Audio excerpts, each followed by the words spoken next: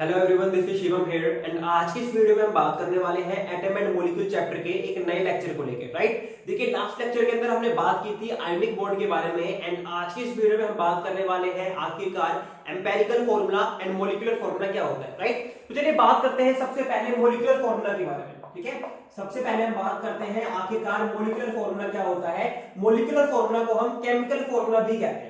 तो देखिए molecular formula हमें रिप्रेजेंट करता है किसी भी मॉलिक्यूल के अंदर एक्चुअलिटी में कितने एटम्स किस एलिमेंट के प्रेजेंट है। राइट, तो मॉलिक्यूलर फॉर्मूला हमें क्या रिप्रेजेंट करता है, इट रिप्रेजेंट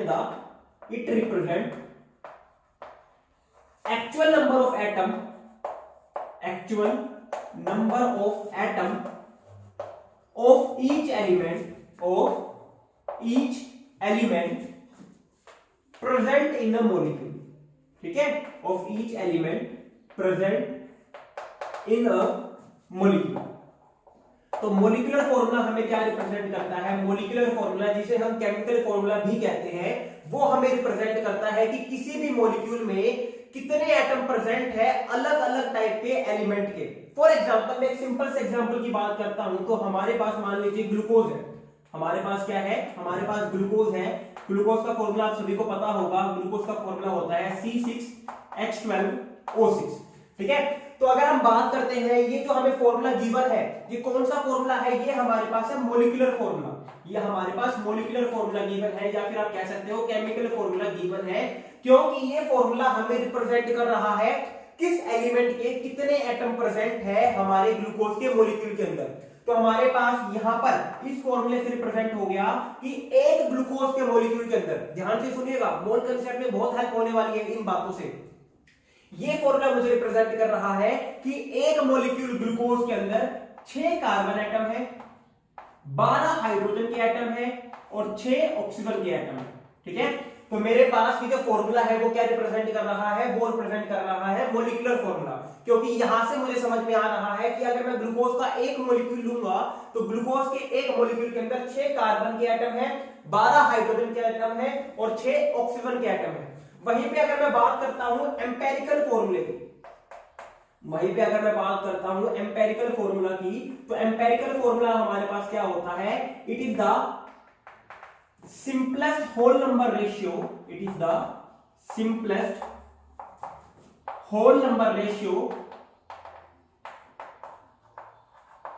of different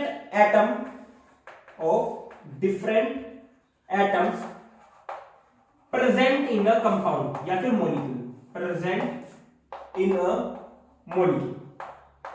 ठीक है, अगर हम बात करते हैं एम्पिरिकल फॉर्मूला की, तो एम्पिरिकल फॉर्मूला हमारे पास क्या होता है, एक मॉलिक्यूल के अंदर जितने भी डिफरेंट टाइप के एटम प्रेजेंट है उनका सिंपलेस्ट होल नंबर रेशियो। ठीक है, तो अगर मैं यहां पर ग्लूकोज की बात करता हूं तो हमने लिखा ग्लूकोज का मॉलिक्यूलर फॉर्मूला क्या है, C6H12O6, ये इसका मॉलिक्यूलर फॉर्मूला है। लेकिन अगर मैं ग्लूकोज के एम्पिरिकल फॉर्मूले की बात करना चाहूं तो मुझे दिख रहा है ग्लूकोज के अंदर C6H12O6, 6 कार्बन के एटम है, 12 हाइड्रोजन के एटम है और 6 ऑक्सीजन के एटम है। यहां पे मुझे इनका क्या चाहिए, सिंपलेस्ट होल नंबर रेशियो चाहिए। तो ये तीनों ही वैल्यू जो है 6 से डिविजिबल है, तो मैं इनको क्या कर देता हूं, 6 से डिवाइड कर देता हूं। तो मैंने इनको क्या किया, 6 से डिवाइड कर दिया और यहां पे क्या बन गया, C1H2O1। तो यहां पर ये जो मेरे पास फॉर्मूला आया है इसे हम क्या कहेंगे, इसे हम कहेंगे एम्पिरिकल फॉर्मूला। क्यों, क्योंकि यहां पर हमारे पास जो कंपाउंड था या जो मॉलिक्यूल गिवन था, इसमें डिफरेंट एटम का हमारे पास अब सिंपलेस्ट होल नंबर रेशियो आ चुका है। तो यही मेरे पास क्या हो गया, यही मेरे पास हो गया एम्पिरिकल फॉर्मूला। राइट, तो अगर हम बात करें मॉलिक्यूलर फॉर्मूला और एम्पिरिकल फॉर्मूला में क्या फर्क है, तो मॉलिक्यूलर फॉर्मूला हमें रिप्रेजेंट करता है actual number of atom of different element present in a compound, कि एक कंपाउंड के अंदर डिफरेंट एलिमेंट के कितने कितने एटम प्रेजेंट है। फॉर एग्जांपल ग्लूकोज में हमें रिप्रेजेंट हो रहा है कि 6 कार्बन है, 12 हाइड्रोजन है और 6 ऑक्सीजन है। लेकिन अगर मैं इन्हीं एटम का सिंपलेस्ट होल नंबर रेशियो ले लूंगा, इन्हीं एटम का अगर मैं सिंपलेस्ट होल नंबर रेशियो ले लूं तो उसी को हम क्या कहते हैं, एम्पिरिकल फॉर्मूला। तो it is the simplest whole number ratio of different atom present in a molecule. क्या आपको क्लियर है कि एम्पिरिकल फॉर्मूला और मॉलिक्यूलर फॉर्मूला क्या होते हैं। चलो कुछ एग्जांपल से देखते हैं कि क्या एम्पिरिकल फॉर्मूला और मॉलिक्यूलर फॉर्मूला सेम हो सकते हैं। हमारा जो नेक्स्ट क्वेश्चन बनता है वो ये है कि क्या किसी कंपाउंड के लिए या किसी मॉलिक्यूल के लिए एम्पिरिकल फॉर्मूला और मॉलिक्यूलर फॉर्मूला सेम हो सकते हैं? तो आंसर है यस। ठीक है, किसी भी कंपाउंड के लिए, किसी एक पर्टिकुलर कंपाउंड के लिए मॉलिक्यूलर फॉर्मूला और एम्पिरिकल फॉर्मूला सेम हो सकते हैं। चलिए एक एग्जांपल लेते हैं। मान लीजिए मेरे पास एक कंपाउंड है CH4। ठीक है, मेरे पास एक कंपाउंड है CH4, इसका नाम क्या होगा? इसका नाम होता है मीथेन। अगर मैं बात करता हूं मीथेन में कार्बन की, हमें पता है 4 वैलेंसी होती है, 4 बॉन्ड बनाने की क्षमता रखता है ताकि वो अपने ऑक्टेट को कंप्लीट कर सके। तो इसी वजह से कार्बन ने 4 हाइड्रोजन के साथ 4 बॉन्ड बनाए हैं, जिससे उसका ऑक्टेट कंप्लीट हो गया और हाइड्रोजन का क्या हो गया? डुप्लेट कंप्लीट हो गया। तो अगर मैं इस पर्टिकुलर केस की बात करता हूं तो हमें दिख रहा है इसमें कार्बन के 1 एटम है और हाइड्रोजन के 4 एटम हमारे पास है। तो ये हमारे पास क्या है? मॉलिक्यूलर फॉर्मूला है, कंप्लीट एक मॉलिक्यूल का फॉर्मूला है। तो इससे मैं क्या कहूंगा? Molecular formula. अब एक बात सोचिए, यहां पर मेरे पास जो अलग अलग एटम प्रेजेंट है एलिमेंट के, ये already simplest whole number ratio में है, जिसकी वजह से यही इसका क्या है? एम्पिरिकल फॉर्मूला भी कहलाएगा।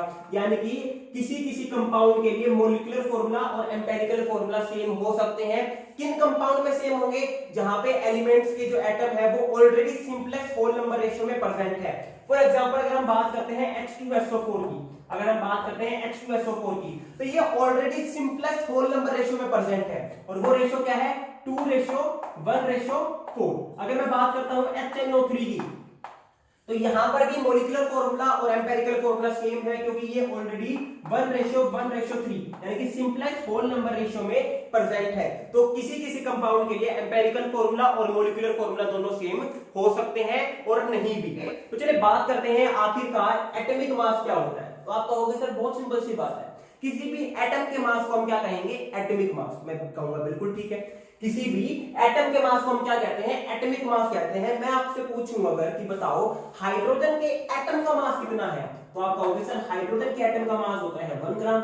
मैं आपसे पूछूं बताओ कार्बन के एटम का मास कितना है, तो आप कहोगे सर 12 ग्राम। मैं आपसे पूछूं बताओ हीलियम के एटम के मास कितना होता है, तो आप कहोगे सर 4 ग्राम और मैं कहूंगा बहुत खूब। अब आपने ये मास तो बता दिया और आपने कहा कि ये एटॉमिक मास है, ये हाइड्रोजन का एटॉमिक मास है, आपने कहा ये कार्बन का एटॉमिक मास है, आपने कहा ये हीलियम का एटॉमिक मास है।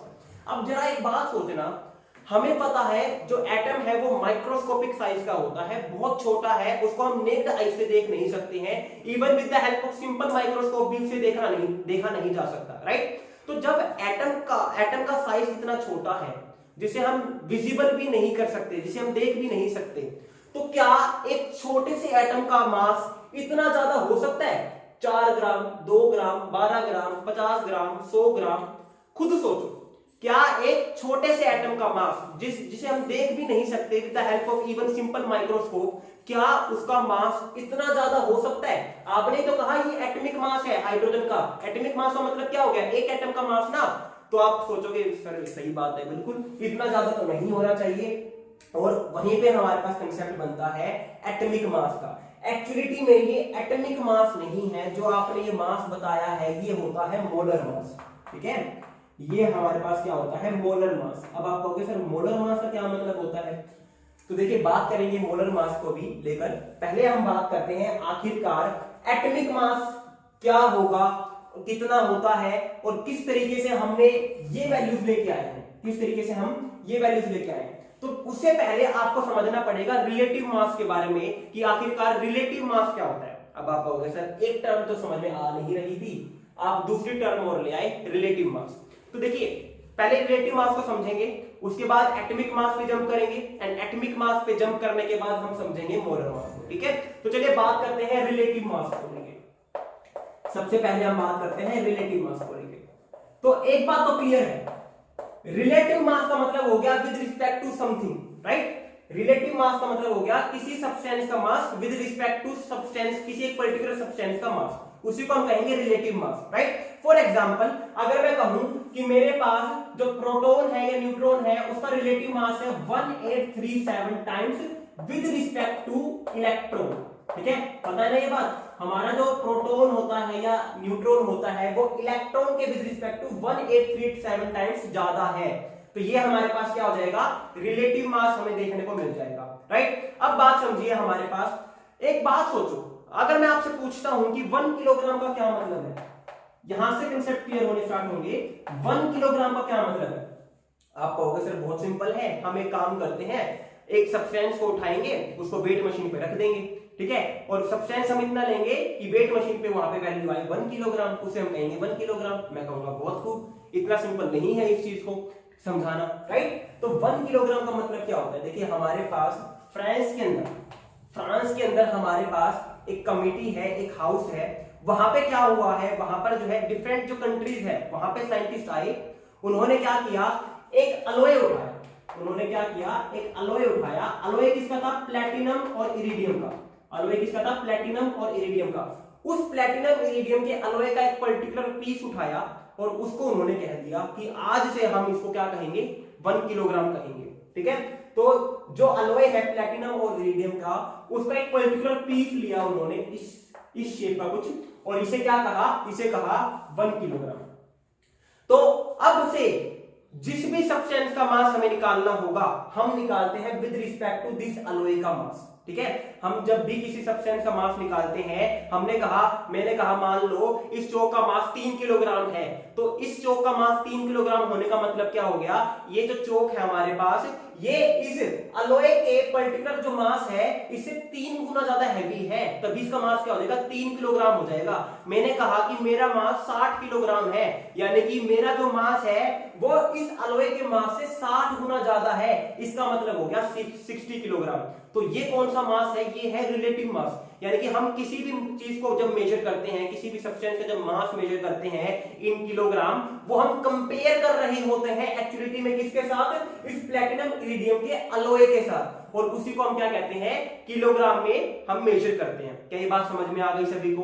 उसी तरीके से जब हम एटम का मास निकालते हैं, तो एटम का मास भी क्या होता है, काफी कॉम्प्लेक्स होता है। जैसे कि अगर मैं हाइड्रोजन की बात करता हूं, तो हाइड्रोजन के एक एटम का मास, हाइड्रोजन के एक एटम का मास होता है 1.67 इंटू 10⁻27 किलोग्राम, ठीक है, 1.67 इंटू 10⁻27 किलोग्राम। उसी तरीके से अगर मैं कार्बन की बात करता हूं, तो कार्बन के एक एटम का मास होता है 1.99 इंटू 10⁻26 किलोग्राम।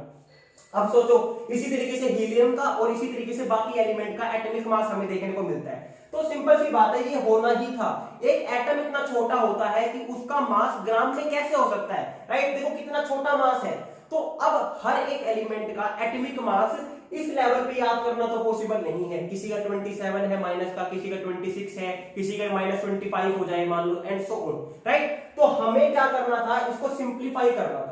अब सिंप्लीफाई करने के लिए हमने क्या चूज करना पड़ेगा, एक कुछ ना कुछ स्टैंडर्ड चूज करना पड़ेगा विद रिस्पेक्ट टू विच हम निकाल सकते हैं बाकी एलिमेंट का एटॉमिक मास। जैसे कि हमने यहाँ पे एक स्टैंडर्ड चूज किया कि एक प्लैटिनम इरिडियम का अलॉय लिया, उसका जो भी मास था उसको हमने कहा आज से ये 1 किलोग्राम है। अब आप किसी भी चीज को अगर मेजर कर रहे हो, तो आप with respect to this alloy mass निकाल रहे हो उस सब्सटेंस का। जैसे कि मैंने कहा इसका मास अगर 4 किलोग्राम है, तो इसका मतलब है ये जो चौक है ये इस अलॉय से 4 गुना ज्यादा हैवी है। उसी तरीके से हमने एटॉमिक मास निकालने के लिए भी क्या किया, एक स्टैंडर्ड फिक्स कर दिया, एक स्टैंडर्ड चूज कर लिया।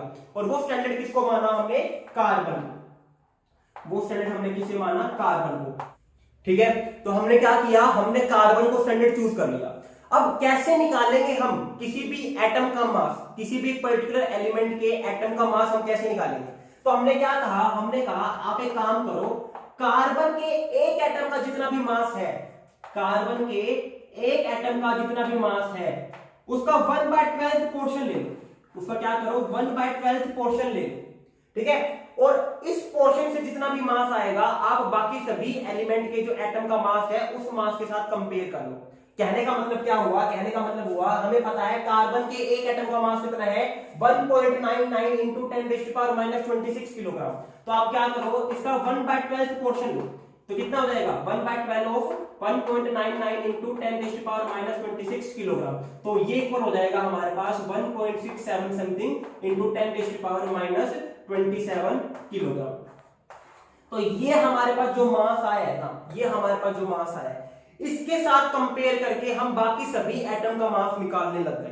ठीक है, इसके साथ कंपेयर करके हम बाकी सभी एटम का मास निकालने लगे। अब एक बात सोचो, ये मेरे पास मास है 1.67 इंटू 10⁻⁻27 किलोग्राम। अब मुझे अगर हाइड्रोजन के एटम का मास निकालना है तो मैं ये देखूंगा कि हाइड्रोजन के एक एटम का मास इसके कंपेयर में कितना गुना ज्यादा है। तो हमें क्या दिख रहा है, हाइड्रोजन के एक एटम का मास मैंने आपको कितना बताया, 1.67 इंटू 10⁻⁻27 किलोग्राम। यानी कि ये जो है हाइड्रोजन के एक एटम का मास वो इसके इक्वल ही है, एक इक्वल ही है। तो इसलिए हमने इसको क्या कहा, इसका मास कितना होगा 1U। ठीक है, इसका मास कितना कहा हमने 1U। U का मतलब क्या होता है, U का मतलब यहां पे है एटॉमिक मास यूनिट। U का मतलब यहां पे क्या है, एटॉमिक मास यूनिट। ठीक है, ग्राम में हम इसको रिप्रेजेंट नहीं कर सकते हैं, क्यों, क्योंकि एक बहुत छोटी सी क्वांटिटी हमारे पास है। हमने एक अलग यूनिट बनाई। जब भी आपको एक एटम का मास रिप्रेजेंट करना होगा तो आप उसको U में रिप्रेजेंट करोगे। U का मतलब होता है एटॉमिक मास यूनिट, या फिर आप इसको यूनिफाइड मास भी कह सकते हो। अगर हम बात करते हैं हीलियम का, तो हीलियम के एक एटम का मास इसके कंपेयर में 4 गुना ज्यादा होता है। इसी वजह से हमने इसको क्या कहा, हमने इसको कहा 4U। इसलिए हमने इसको क्या कहा 4U। ठीक है, तो इस वजह से हम जो है क्या करते हैं, रिलेटिव मास निकालते हैं, कभी भी एग्जैक्ट मास नहीं निकालते हैं। क्योंकि किसी भी एलिमेंट के जो एटम का एग्जैक्ट मास है वो बहुत छोटी क्वांटिटी होती है, तो उनको याद करना पॉसिबल नहीं है। तो हमने क्या किया, हमने एक रिलेटिव टर्म निकाल ली कि हम क्या करेंगे, एक कार्बन एटम का जो 1/12 पोर्शन है उसके कंपेयर में किसी भी एटम का मास कितना गुना ज्यादा हैवी है वो हम देखने लग गए, और उसी को हमने उसको क्या कह दिया, हमने उसको उसी का एटॉमिक मास कह दिया। अब बात करते हैं सर ये मोलर मास का क्या मतलब है। तो देखो, अगर हम एक एटम की बात करते हैं तो एक एटम का मास डिफाइन किया जाता है हमेशा U में, दैट इज यूनिफाइड मास। लेकिन अगर हम एक मोल का मास निकालना चाहे, अगर हम एक मोल एटम का मास निकालना चाहे या एक मोलिक्यूल का मास निकालना चाहे तो उसे हम कहते हैं मोलर मास। ठीक है, जिसके बारे में हम बात करेंगे मोल कंसेप्ट के अंदर। अब आपके माइंड में कुछ क्वेश्चन आ रहे होंगे, सर आपने कार्बन ही क्यों चूज किया स्टैंडर्ड के तौर पे, आप हाइड्रोजन को भी चूज कर सकते थे, आप ऑक्सीजन को भी चूज कर सकते थे। तो क्योंकि वो अबंडेंस भी काफी ज्यादा है उनकी, है ना, यूनिवर्स में उनकी अबंडेंस भी काफी ज्यादा है। तो देखो, हाइड्रोजन और ऑक्सीजन को हमने इसलिए चूज नहीं किया क्योंकि हाइड्रोजन एंड ऑक्सीजन दोनों गैसेज हैं। अब गैसेस के साथ डील करना बहुत मुश्किल हो जाता है। अगर हम उनको अच्छे से डील ही नहीं कर पाएंगे तो हम मास को कैसे कंपेयर कर पाएंगे। तो एक तो रीजन ये था। दूसरी बात, हम यहां पर जो मास निकाल रहे हैं कार्बन का, ये मास हमने लिया है कार्बन 12 आइसोटोप का। ये हमने लिया है कार्बन के 12 आइसोटोप का, कार्बन 612 का। इसका रीजन क्या है, क्योंकि हमारे पास कार्बन के हमें पता है 3 आइसोटोप है, कार्बन 612, कार्बन 613 एंड कार्बन 614। तो इन तीनों आइसोटोप में जो कार्बन का 12 आइसोटोप है ये 99.99% प्रेजेंट होता है। यानी कि मैक्सिमम जो मास होगा हमारे पास वो कार्बन 612 का हमें देखने को मिल जाएगा। दूसरी बात, ये सॉलिड फॉर्म में हमें देखने को मिलता है, तो इसके मास के साथ हैंडल करना, डील करना भी आसान था। इसी वजह से हमने क्या किया, कार्बन को एज अ स्टैंडर्ड चूज किया, क्योंकि उस टाइम पर बहुत ज्यादा एलिमेंट नोन भी नहीं थे जब इन चीजों को बनाया गया, राइट। और कार्बन हमारे पास नेचर में अच्छे खासे अमाउंट में देखने को भी मिल जाता है, स्टेबल भी है, और इसके साथ डील करना भी बहुत आसान था क्योंकि ये सॉलिड स्टेट में हमें देखने को मिलता है। इसी वजह से हमने क्या किया, कार्बन को एज अ रेफरेंस चूज किया, राइट। तो ये था हमारे पास एटॉमिक मास के बारे में। नेक्स्ट वीडियो में हम बात करने वाले हैं मोल कंसेप्ट के बारे में। आखिरकार मोल कंसेप्ट क्या होता है, किस तरीके से इसके न्यूमेरिकल पूछे जाते हैं, कैसे उनके साथ डील करना है। तो कोई भी डाउट रहता है तो आप कमेंट सेक्शन में कमेंट कर सकते हो या फिर हमारे सोशल हैंडल्स के ऊपर जाकर मैसेज ड्रॉप आउट कर सकते हो। So thank you very much, have a good day.